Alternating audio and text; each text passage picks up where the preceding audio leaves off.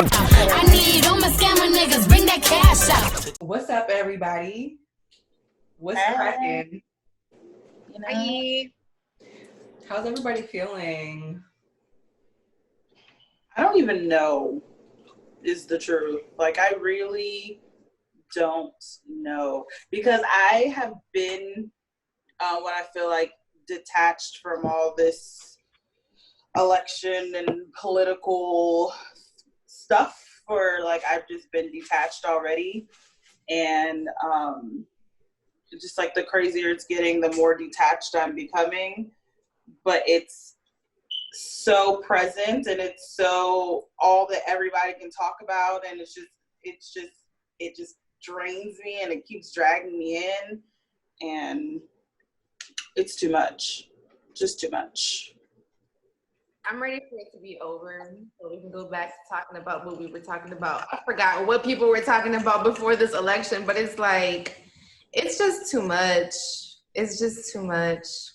And I don't for candidates, so it's like, I'm not even excited. Like, I just want it to be over with. Facts. Yeah. The thing is, when this episode comes out, it'll be in December. And so we're going to hope and pray that by the time this episode drops and everyone who's watching this will, I guess, have a president. But also, as I say that, I don't even know that I give a fuck, because it's not even like I buy into this shit. So I don't know. Facts.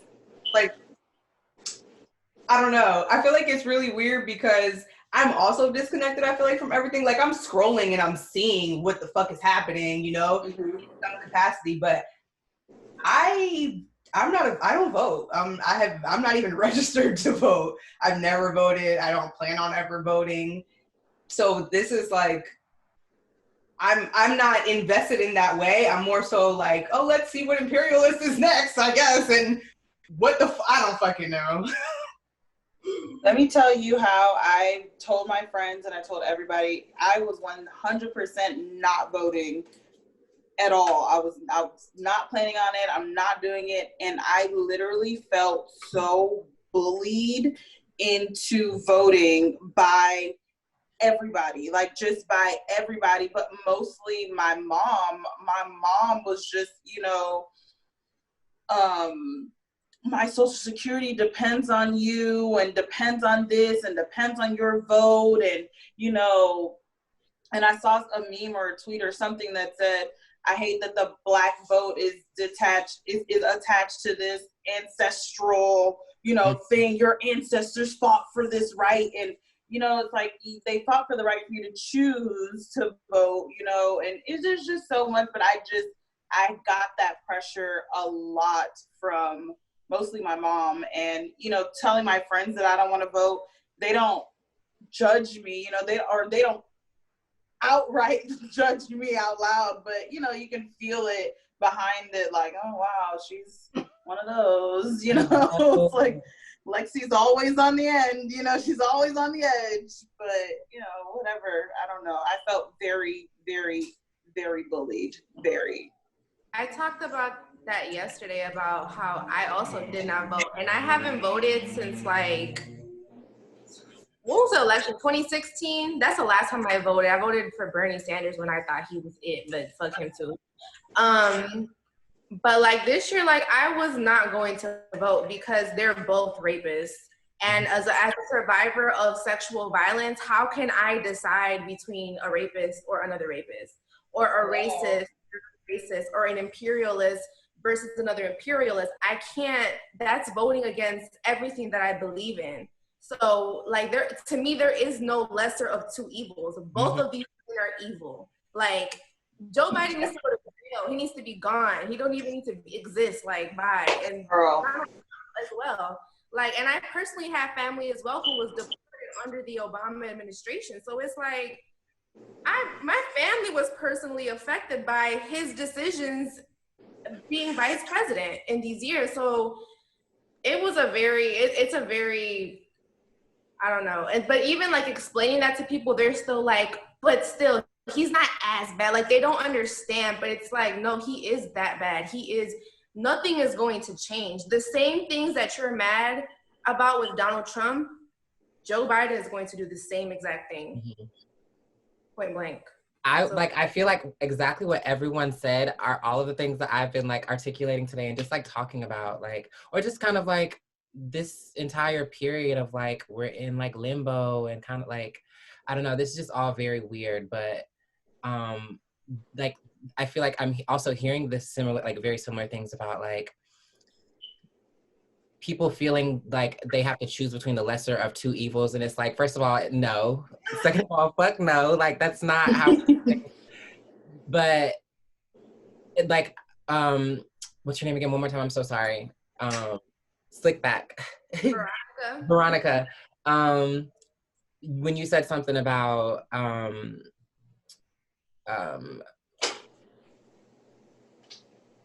forgot. I lost my train of thought. But anyway, it like kind of made me think about just how we're like, I don't know, I think that we're like in this weird, I think that the only thing that's like different in between not Bernie Sanders, sorry, Donald Trump and Joe Biden is that like one of them is more comical, or not even comical, but like a clown. Like one of them is more overtly a clown. And so it's like, we don't want the clown. But it's like, nah, all of these niggas are clowns. So like, what are y'all trying to feed me? Yeah. What are we doing? No. What are we doing?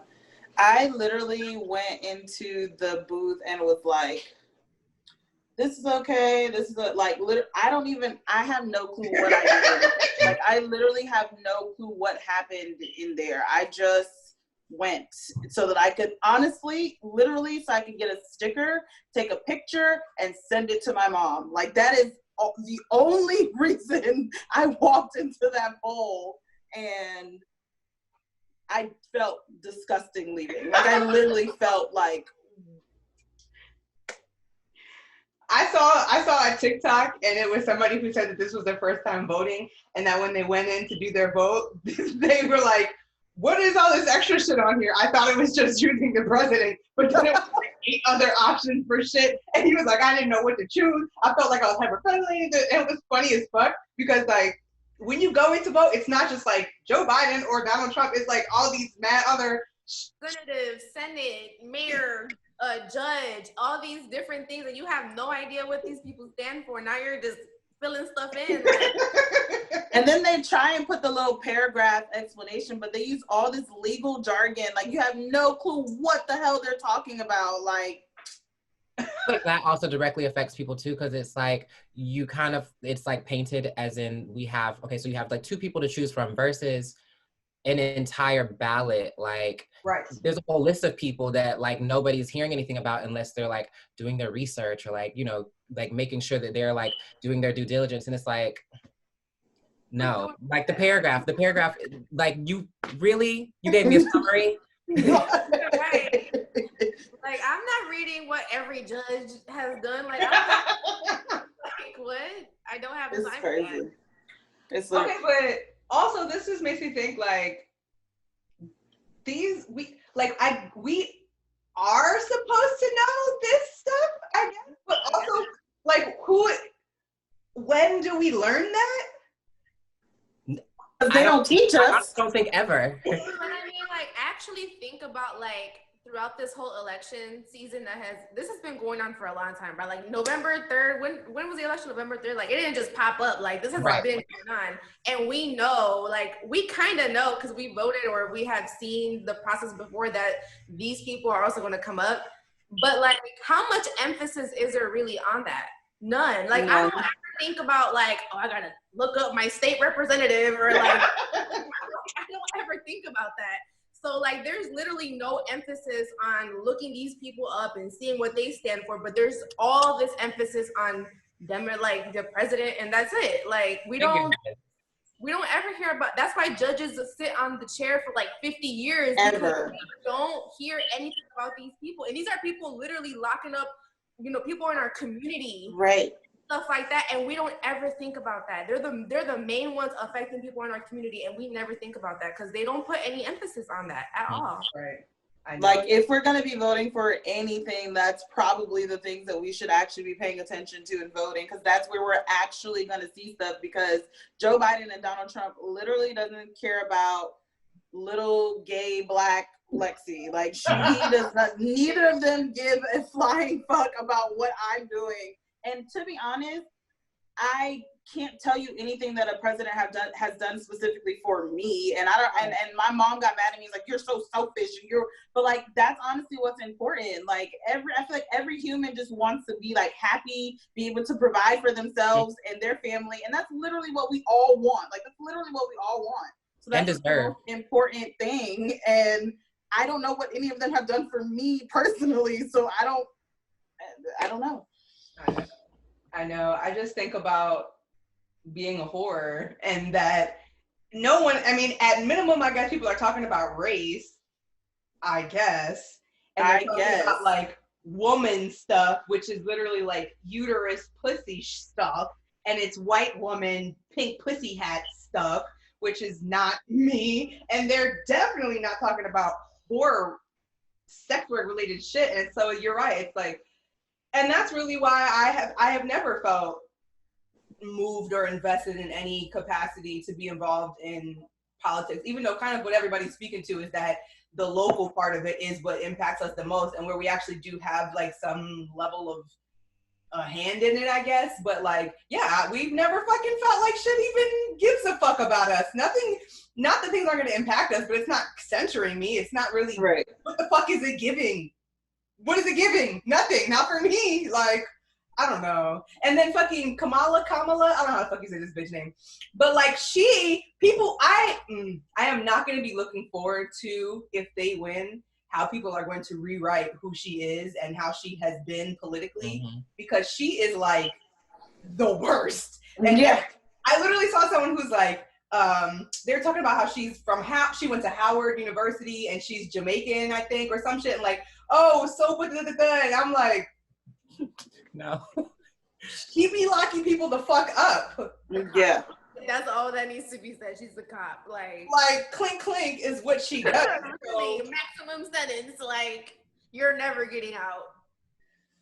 Oh. Yeah, man. You know, here we are. How do we unwind from everything is so doomed. Everything. How first, let me just say this.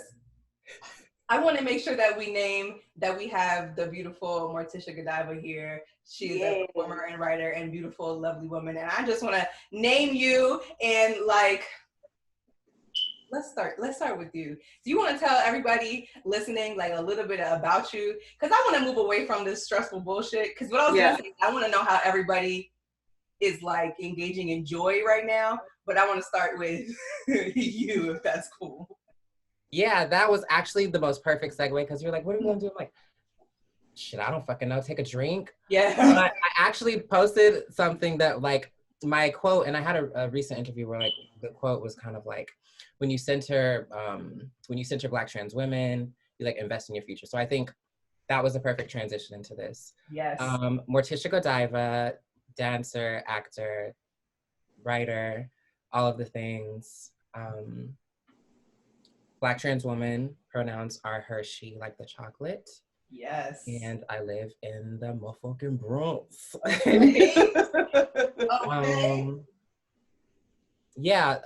I guess one of the little piece of information, I'm currently working with the Black Trans Travel Fund, which is an organization that provides rides for Black trans women getting to and from destinations. We sponsor different events, but we also send out bi-monthly funding for Black trans women in New York City and New Jersey. So yeah, that's a little bit. Shout out to Devin. We'll definitely drop a link. Shout out to Devin. He's in the other room on a call, I think. Yes, okay. Yeah, so happy that you're here. And so I want to circle back to my question. How is everybody like, I don't know, engaging in joy or like a break or like stepping back, or I don't fucking know. Like, are y'all or not, I guess, even. Right. I've really been like halting how much I like engage on social media, just like my social media engagement in general. I feel like the most that I kind of consume is probably like whatever I'm binging on TV. And then other time in between that is kind of honestly just like me staring out into space, slash eating, you know, preparing dinner, whatever, you know. I think I'm like also trying to be as tactile as I can, be creative in ways that I think, or just like kind of spark creativity. And I feel like using my hands is probably the initiator of that. So if I'm like drawing or just kind of like doodling, board games, whatever, to kind of just unravel in a way that's not so like focused in on the chaos that's happening right now, but also, I don't know, I feel like treating myself to like not being overwhelmed. Right. If I am, or, you know, but. What are you binge watching? Just finished Kipo. Kipo is that girl. Actually, I'm sorry, Wolf is. It's a cartoon that's like super queer without like, I don't know, there's like one obviously, there's a character that like says that they're gay. It's like a children's show and it's like a fresher like Steven Universe. I feel like it's got like notes of Steven Universe, but it's like, I don't know, I feel like Steven Universe was a period and this is like, I don't know, something else. So like that. What is that on? Netflix. Kipo, Kipo. 3 seasons. Also, Killing Eve just came out, so I will start her. Yes. Killing Eve season 3, so I will start that soon. Yes, Killing Eve is very good and very gay, and I love very it. Gay. I have been watching Hannibal, which is also very good and very gay, and wow, it is like the gayest but non-gay but very gay and art and dark, and I love it so much. That sounds right up your alley. It doesn't. I've been told to watch Hannibal a few times. It is so good. I mean, it's Hannibal Lecter. He's a cannibal, like, so you know that going in, it's gonna be very dark and gory, right? But I believe that I think it's the writers are gay. So I don't know if they just said to themselves, listen, I don't know if they said to themselves, right, we're just gonna sprinkle a little of this. I don't know, but honestly, it's when you watch it, it's one of those things where you're like, is it? What? And then you're like, no, it's gotta be. Because it's like so obvious, but I just know that the straight people who watch it are not thinking that it's gay, that it's like tension-y. Yeah. But the queer folks watching it are like, they want to fuck each other.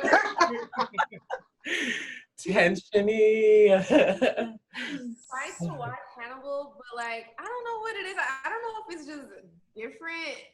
Cause okay, I love Hannibal Lecter in general, like Silence of the Lambs, Red Dragon, all those movies. I used to love watching those movies. And so when I found out there was a show, but then I tried to watch it and I was really confused. I'm like, who the fuck is Hannibal in this shit? And then I finally figured it out. And then I don't know, like I could not get into it. So maybe I need to like restart it or something. It is very weird. I'm not even gonna lie. It's very bizarre and kind of like abstract, weird. It's like, it is weird. So I would totally get it if you're like, this shit don't even fucking make sense. I get it. Raquel's like, but I'm here. But I am obsessed, truly. And I found out that one of the main character who's not Hannibal, he did a what's it called when you like he's doing a reading of a book. I don't know what that's called. But he's like reading a book in the voice of the character from Hannibal, and it just so happens to be gay erotica. So it's not like silently a gay thing. It's like, I think that at least people, I don't know, it's just a lot of gayness. A lot of gayness. Oh, fuck. What have y'all been doing? Anything for fucking joy and breaks? I've literally been playing video games. I don't play video games like that, but I just started. I like randomly like watched this YouTuber's video on Twitter and it like went viral of like this scene and I'm like, what game is this? And it was The Walking Dead. And I was obsessed with The Walking Dead like when the show first came out. So I'm like, let's start playing this game. And I have been playing it every night. I've been staying up to like 3 a.m. playing this freaking game, but it's so You're a gamer. On what console? on PS4. Mhm. But it's just so crazy, like the whole game. It's like a show. So they have like a season 1, season 2, season 3, season 4. But it's like an actual storyline, and just the things that happen is so fucked up. And I keep thinking, I'm like, what if this were to happen in real life? Like, what if there was real zombies? Like, how would I survive that? Because I don't know how to do anything. Like, I have 0 survival skills. 0.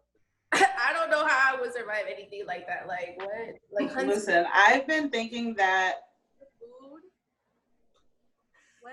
I've been thinking that all quarantine and like literally watching The Walking Dead as like a reference of like just little safety shit that I might be able to pick up to figure out how I can fucking get by, because I feel like ultimately, if an apocalypse happened, it really wouldn't be zombies. Like, it could very much happen, right? Just from, like, I don't know, freaking riots. Like, it can get that wild. It can get that wild. And freaking let it hurt. Like, we're still in hurricane season. There's a crazy hurricane, like, out there right now. So, like, let something like that happen on top of all of this tension of the election. You know, like, it can get really crazy really fast. And so what I have picked up in that is like, and things that I feel like we've talked about is community. Like, that is what is really important in surviving, is building a community, having people that like, yeah, maybe you don't know how to fucking build a ditch or dig a ditch, but you know how to cook, you know how to fucking suck dick. Like sucking dick for all the rice. All the canned goods, all the beans, peaches, I'm sucking dick. Okay? I do not care. I am eating. Oh my God. So like, fuck. Figure out your skill. You got a skill, bitch. You got a skill. You just put it to use. That's it. Okay. Every community, I will suck your dick for a canned good. I don't care. Like, let me eat. Like, I don't care. Oh my God. There's a scene in The Office where Dwight is talking about the apocalypse and he says to Meredith, who's like the slut of the show, you'll do just fine. And that's For real though, because everybody's gonna want to fuck during that time. Tensions are high, people are stressed, everybody's gonna want some pussy, and I am fine. I'm okay with that. Sucking the dick to get fed.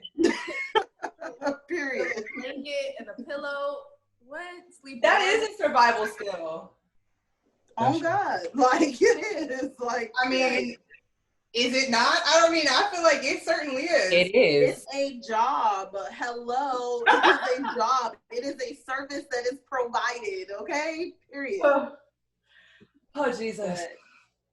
Let's hope it doesn't. As far as finding joy, those are the things that I've been doing. Literally, I've been like looking up stuff like that, and that, like, I know that's like a scary thing, but like I'm trying to not be scared. So like the more prepared you are for anything, the less fearful. Right. So like that's stuff I've been doing, and also since I haven't had to go to my 9-to-5 job, I've been feeling just very relaxed all the time, and like I just have lots of time on my hands, and like this week moving back into my apartment has been exhausting, just draining. So I've been very tired and lazy, and also with all this other shit happening, like I just don't want to do anything. I don't want to go outside of my house. My friends are going outside of the house and experiencing like crazy shit, like people in these big white like pickup trucks and stuff yelling shit out of the car, and like that's happening right now. So it's like I'm trying to stay in my house. I'm not even trying. So I'm just trying to make my house feel very like a home and comfortable, because I don't mind staying here forever. Like I'll just be here. Right. So that's it. Wild. Well, shit has been wild, I guess, but it's getting wilder. Yeah. Facts. Jesus Christ. Yeah. We gotta hope for the best and do our best in this bitch and hone down on our survival skill. That's it. Practice. I feel like we all may have the skill of providing an oral service of some sort in some capacity to Now, survive whatever may happen and present itself to us. In throat we trust. Hello. Oh my God. Yeah. Well, speaking of penises, one of the reasons that I reached out to Morticia to come on the show is because every fucking episode I feel like we talk about dicks, big dicks specifically. And we always get a lot of questions, I feel like, about size. And most recently, probably not even most recently, this is what, a couple of episodes ago? Yeah, this was a while ago. I think we had somebody who responded, and this also circles back to community, interesting connection. Somebody responded in my comments and was like, this conversation about big dicks is transphobic. And this was a white trans woman. And the first thing I did was I texted Eli and I was like, I want to have a conversation, but I don't feel in community with this white trans woman. No fucking shade to her. So I'm not finna, like, you're not of, this is. Right. So I was like, let me reach out to somebody who I feel like actually is in my fucking community, which is just an interesting thing to think about, because when you get, when you get called out, called on for shit, I feel like part of your response is in who said it to you, if that makes sense. True. Like, I don't know who that person is, and I don't know. Them being white just basically was like, bitch, I don't know. But that's what's important to actually fucking like unpack this topic and like have a conversation. And we as 3 fucking cis women have no fucking space to really unpack this in a useful way. So I say all that to say, I would love for you to just drag us, first of all, but also just kind of like, I don't know, unpack this conversation in a way that's meaningful for folks who are listening, also, but also so that we can be fucking better. Facts. well, okay, so the question of, or I feel like big dick conversations, to me, I don't think that big dick conversations are transphobic. I think that big dick conversations can be, what's the word? Like the opposite of inclusive. I was just about to say, I'm like, is exclusatory a word? Yeah, it's like it like isolates or separates or yeah, I think, yeah. So like, I think there's that element, but I feel like also within that, like, it depends on the, like, what the conversation is. Like,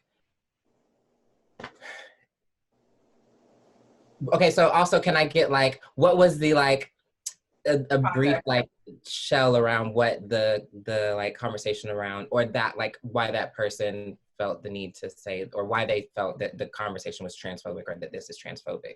Or did they just say that big dick conversations are transphobic?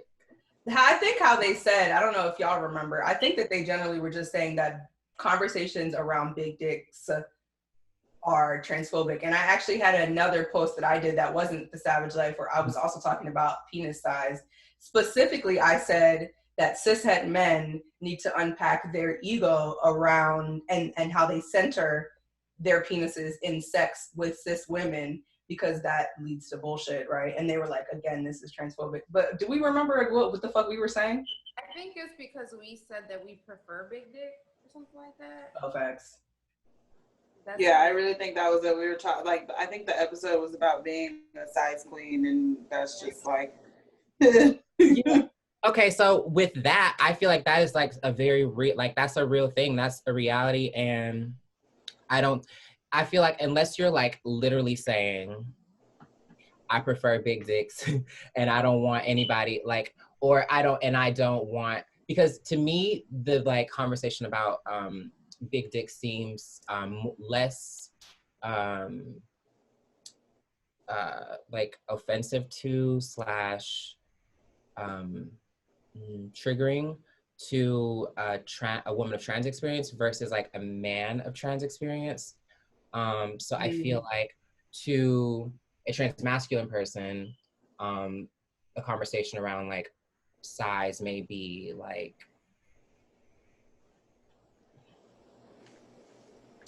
triggering / Yes. you know, Yes. but I don't think that that's something that provided like with whatever, you know, group of people it's being like discussed with. I don't think that it's anything that like warrants a like slap on the wrist, if that makes, you know what I mean? I think it's like, especially if you're in a space where you're like talking about being vulnerable with someone and like sharing your body with someone, or just like, you know, preferences about like pleasure and stuff like that. So I think that yes, it could be, and also like think of like read the room, you know, like you wouldn't like, I feel like you also have to like read the room in those kind of situations where it's like, I don't know, if like you're in a room full of like transmasculine folks like talking about like big dick, like I don't know if that's like something that, you know, you want to just like do, but I think to be like discussing it in a way that's like also on a podcast, like like having conversations about sex and other things, like I don't know that that's like, I feel like the person that kind of came into the comments was probably just like looking for a little like heat. But also they could have like felt like, oh, like she's like talking to me, like I gotta like, oh, like this community, I gotta say something. So like, yeah, whatever, but I don't know. I don't think that that's anything that's like transphobic to me. I think it could be transphobic if you're like initiating that, but I don't think that that's like the root of that. Mm-hmm. Yeah. I don't think the root of talking about like size and like pleasure is transphobia. Yeah, I think that makes a lot of sense, because really what I'm hearing is that it is transphobic and it's not transphobic, and it's both. It's and then both and not either or kind of a situation. Mm-hmm. And I think that nuance is probably really important. And also, it totally makes sense how you're mentioning that something to think about is perhaps that it could create more dysphoria and triggeringness to transmasculine folks as opposed to trans women. And that is interesting also, because I feel like that has a lot to do with language too, and how we conceptualize body parts, because the whole point is that trans men have dicks, right? But when folks who are like not in queer worlds or spaces, they're like, no, they don't. Like, yeah, they do. And then it's also like a matter of language, because then that varies per person, you know, like some niggas are like, nah, it's not a dick, it's a big clit, you know, and it just depends on who the fuck you are and where you're at with shit. So that makes a lot of sense too. And I feel like language is also an important piece of it.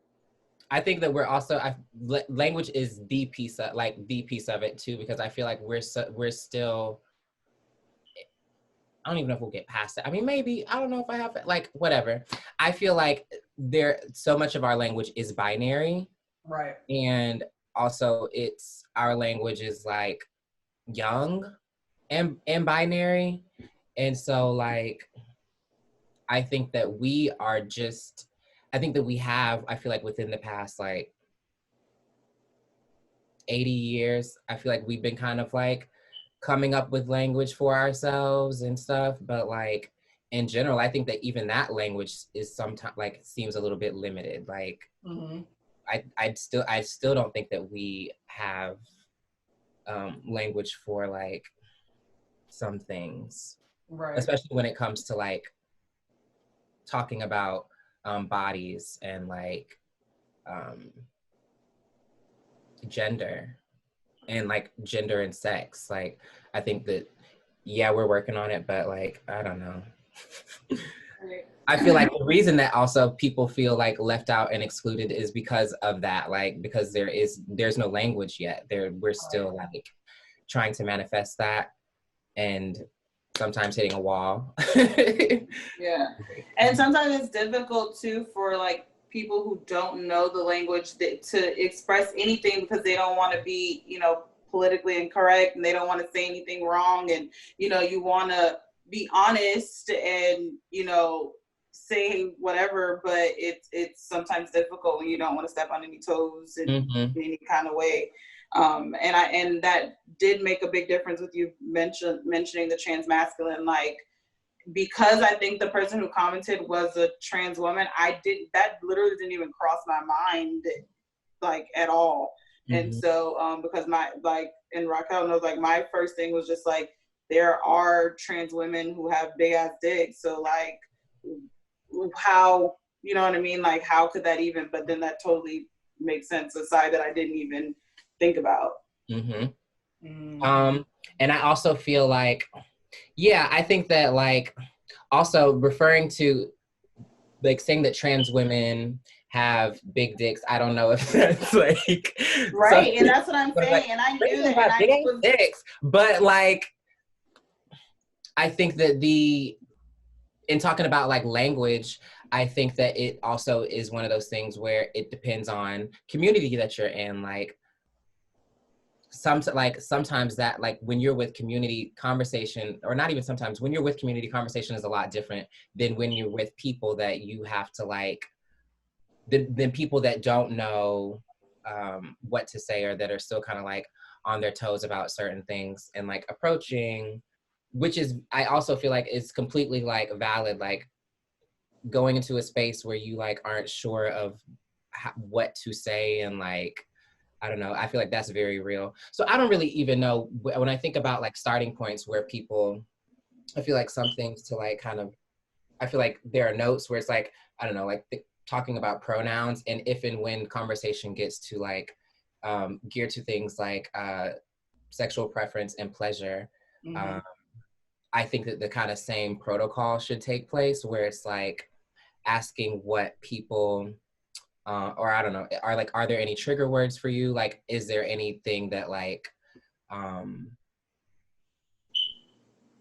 there any trigger words slash, how should I like refer to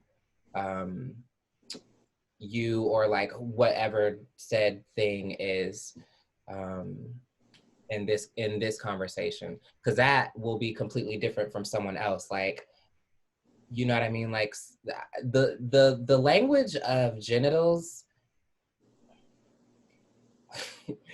because it all, and also to me, I think a lot of it is not the same, but I think the words are very interchangeable. Yeah. Like you said, like big clit, like penis, dick. The only one that I kind of like really don't, I don't know, cock is like, cock I think is like white male. But like, you know, it'd be BBCs and shit. Anyway, I think that I feel like a lot of that language is like interchangeable, and it feels like, because even myself, like, I think that my vocabulary didn't really expand until I came to New York and was around other queer people. And I'll be like, what the fuck did you just say? What did you just call that? So I think it's also, I don't know, eye-opening to like hear other people's,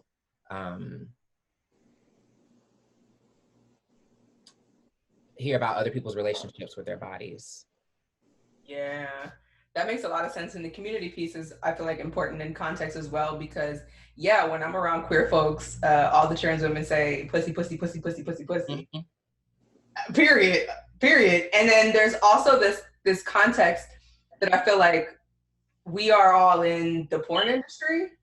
And so in the porn industry, there's also this really disgusting, oppressive, fetish-sizey thing where no one is talking about trans women's pussies. Like that is the opposite, right? Because it is intentional to subjugate, and in a way that becomes erotic, even though, and of course I can't speak to the experience of trans women who are doing porn, right? But it's like something that just each of us have a fucking thing we have to bank off of that's really probably not something we want to bank off of, right?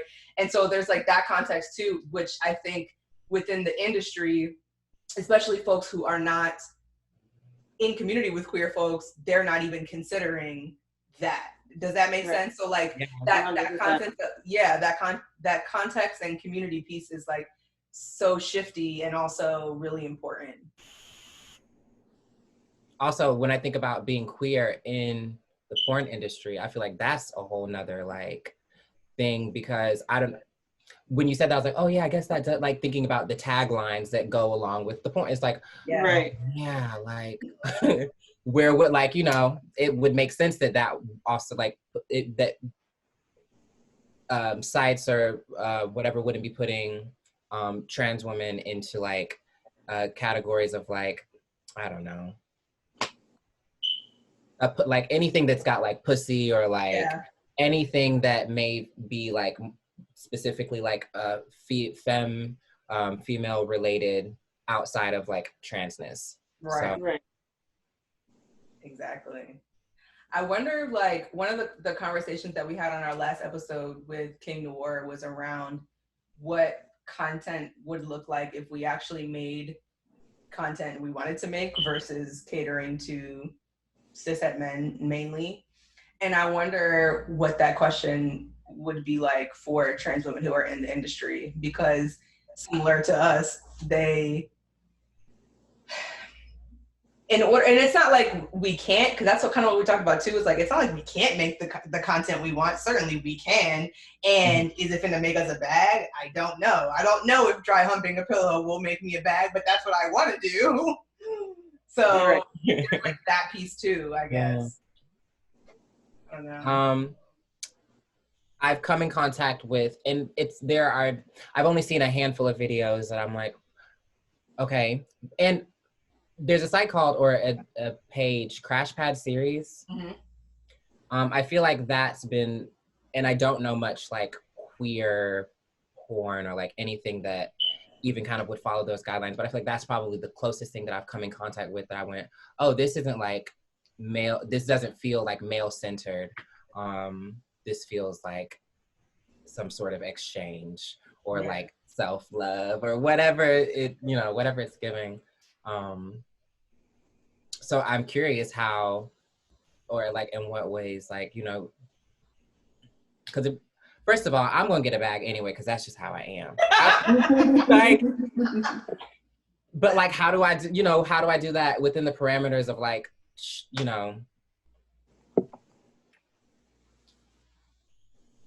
Exactly. Yeah. Exactly. Yeah. Because you really don't know if it's gonna make you, like you don't know if your audience is really gonna like that or not. And so it's like, you wanna, especially because like making content takes so much time and effort, you don't want to like waste your time making something that you might enjoy, but the people who are buying it, they're not into that. So it's like, you just always want to, I guess, stay in a way, because they're gonna buy shit. Yeah, I also feel like some of the trans women performers who I follow, they almost exclusively all shoot with cis men. And that's always been an interesting thing to me too, because I'm always like, trans women will never be attracted to me, because everyone within the industry that I see, and folks who I am in like peripheral proximity to, it's not me, So even when I'm watching doesn't reflect what I would like to see in that way, if that makes sense.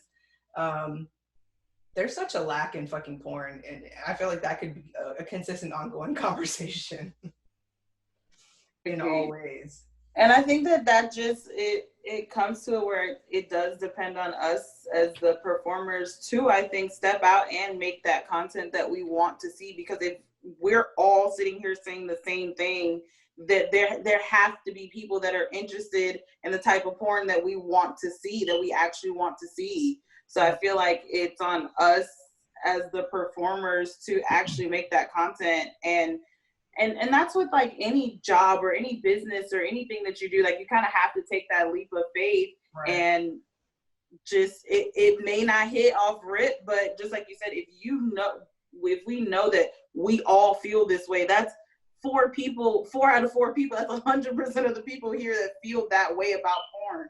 So there has to be, it's a market, it is a market, but you got to take the leap of faith. Just like all of us non-voters here, you're stepping out. You're doing different shit than the crowd. You're doing shit. I thought you were going to say all of us non-voters need to go vote. That's all I was like, nah. No. It takes more people to do the opposite shit. Because if I'm the only one, which I was, out of my friends saying, don't go vote, this is really stupid, we really all look dumb, you see what ends up happening. I'm the one person out of all of my friends that did that, and I end up going to stupid fucking vote. Yeah. And literally, I preached forever to not do that. You know what I'm saying? And I was by myself. And I guess that's also important too with the community that you choose, you know, I guess to try and choose people who line up more so with the things that you agree with. And I mean, then I also don't know if that's a 100% good thing either, right? Because like if all the white supremacists get together and say like, this is great, we're smart as fuck, we're hanging out with all the white supremacists, like, that doesn't make sense. But I think with the community, that ties into like the conversations about the language when it comes to that. Like, the chances of me being in this space are so rare to be able to, because of my social circle. It's just, that's not what I get in my social circle unless I'm here. And so it just has to be, there has to be more conversations like this. I have to put myself in more circles like this ultimately.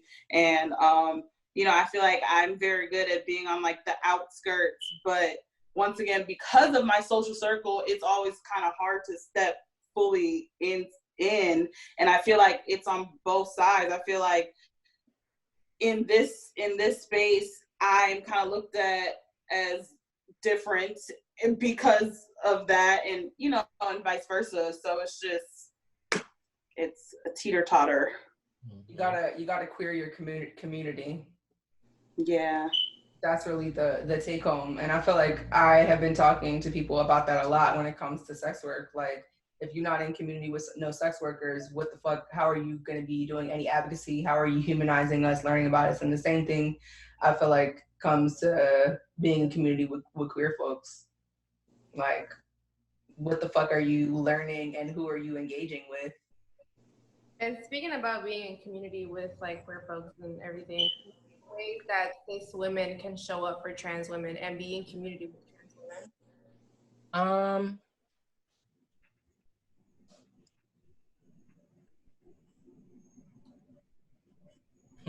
I feel like this was a very, granted, like we're in a completely different, like, I don't know, this is, you know, we're in the middle of a pandemic, but like, I think there's something in like inviting someone into a space, into your space. And like, while I like firmly believe that, I feel like I'm jumping all over my head is doing this. It's so funny because when you first paused, in my head I was like, she's gonna say don't. And that would have been funny as fuck. Because if somebody asked me like, how do you be in community with Black people, and it's a white person asking, I'd be like, don't, just leave us the fuck alone. No, I think it's like also very like important and pivotal for specifically like Black cis women to be in relationship with Black trans women, because I feel like, to me, I think there's like a really important like link that should be connected there, that also I think would be directly affected by like the murders of Black trans women. Right. Also just like any Black woman, any Black femme, like I think to me, it seems like there's like a very strong tie, and like, or I've like watched a lot of ties in seeing how men respond to like women, like a woman's opinion, and like exactly like what is said, but behavior is kind of like, I've also watched behavior shift. Like, for example, cis woman like invites her like gay or trans friend to like share space with her. Cis woman's boyfriend like enters the space, and the space kind of changes because of his uncomfortability. Right.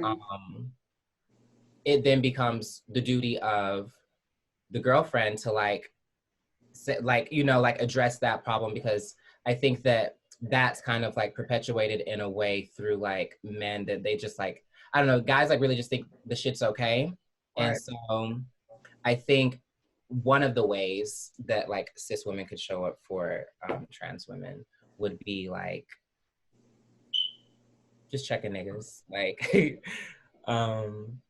because oftentimes in a lot of those spaces we're not in, or we are in behind closed doors, but I think there's like something that's held in a guy's head where like a cis woman's opinion is completely, I think, I don't know, not to say like niggas ain't shit. So like I feel like, you know, like, it can go in one ear out the other, but I think that like that's kind of like a introductory slash like I think a very tangible way that can like kind of invoke and promote change in like the way that Black men are thinking, because I think also Black men actually considering Black trans women not sex props or like freak shows or secrets or whatever, just kind of like opens us up into more Black community like in fellowship. Yeah, absolutely.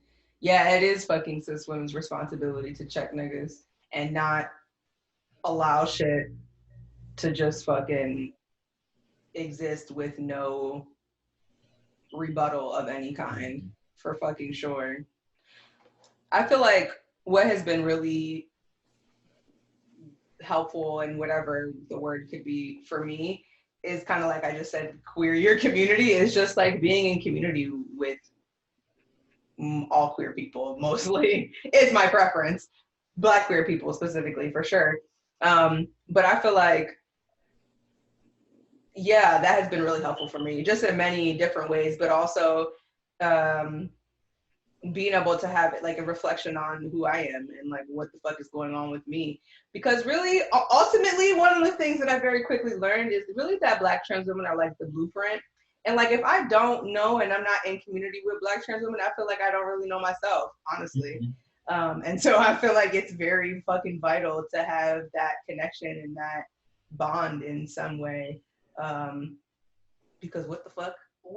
We get everything. We get everything from femme queens, we get everything from Black trans women. I just feel like, so it's like, bitch, if you're not in community with any, you're not doing shit. So I feel like it goes to that episode when we were talking about making friends, though. Like, yeah, it's like I would love to queer in my community, but it's just like, how the fuck am I just gonna just hop in everybody's DMs that I see? You know what I'm saying? It's like, yo, what's up? I really want to be your friend. Like, I'm really trying to do better, and just be your friend. And it's just like, then I'm weird as shit, and nobody actually wants to talk to me. And you know what I'm saying? So it's just like, I don't even know.